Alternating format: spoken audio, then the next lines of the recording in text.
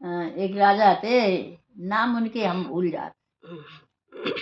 और दूसरे दूसरे राजा से शर्त बंधी कि हाथी लड़ाएं, जिसको हाथी जीते वही मतलब धन हो या कुछ, जिसका हाथी जीते वो ये धन खरीदे।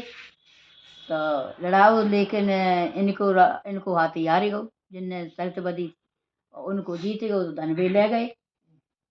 अब बड़ा चिंता में रहे कि धन चलो, अब थोड़े दिन बाद वो हाथी वो मर गयो। वो ज्यादा लड़ाओ, वो थक गयो ज्यादा, तो चोटों लग गई हो का पता।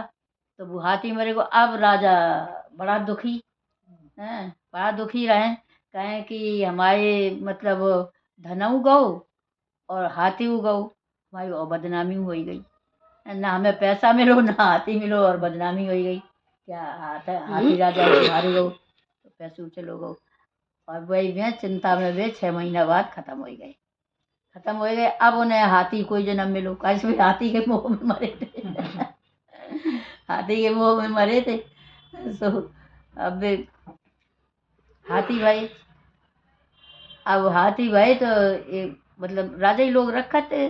तो कऊ राजा ही के यहाँ आते, वहाँ पे एक संत जी आए। उन्हें संत जी ने उन्हें राजा को अच्छे अच्छे श्लोक सुनाए। तो राजा बड़ा प्रसन्न भाई, बोले कि आप कुछ मांगो हमसे। और तुमने की कहा मांगे, उनने की नहीं कुछ मांगो, इतने अच्छे श्लोक सुनाए। तो उन्होंने कही हमारे हाथी नहीं है, संत जी ने कही हमें हाथी दे दो। तो राजा ने वही हाथी दे दो जो वे जन्म मिलो तो जाएगा। लेकिन उन्हें पिछले जन्म की याद आती। हाथी को जन्म मिलो, लेकिन वे न तो खाना खाए न पानी पिए, और ठाड़े ठाड़े अपने आंसू ही बहात रहते। तो संत जी ले गए, संत जी ने खाना दो पानी दो, लेकिन उन्होंने खाना खाओ न पानी पियो, और वही आंसू ही बहाए। फिर उनने और महावत बुलाई कि देखो जे हाथी को का परेशानी है। महावत लोगों ने जांच करी, बोले कि ऐसे कोई मानसिक दुख है, शारीरिक कोई दुख नहीं है। हाँ, मानसिक दुख है। तो फिर उनने संत ने उन जिन जिन राजा ने दो तो उनको सूचना करी कि तुम्हारो हाथी जो है ठाड़ो ठाड़ो आंसू बहात रहा था, न खाना खाए न पानी पिए। तो राजा गए देखन देखन गए, और फिर उनने और वैदव बुलाए, महावत बुलाए, और सबने चेक करो तो सबने यही कही कि जिसे कोई मानसिक दुख है, शारीरिक कोई दुख नहीं है, कोई परेशानी नहीं है। नहीं है। तो फिर उनने कही कि संत ने कि भाई अपना हाथी वापस ले जाओ राजा, जो खाद पियत कछु नहीं, हम जाको का करें। उनने कही हमने दान करके दो, हम दान करो वो तो वापस नहीं लेते, चाहे जे मरे चाहे जिंदा रहे, लेकिन हम दान करें तो दान करो वो हम वापस नहीं लिए।